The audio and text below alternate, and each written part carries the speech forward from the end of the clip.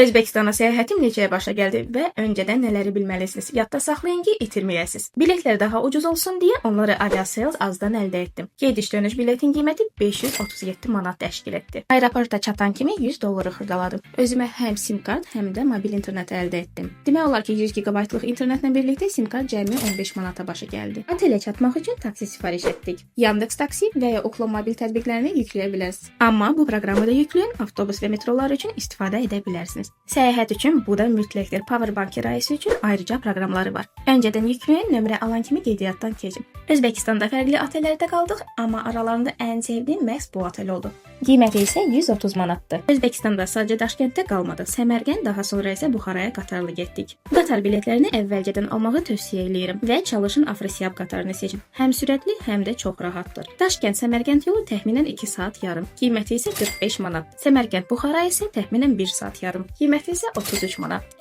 Səmərqənddə cəmi bir gün qaldıq deyə ev tipli otel götürdük. Qiyməti 50 manat idi, səhər yeməyi dahil.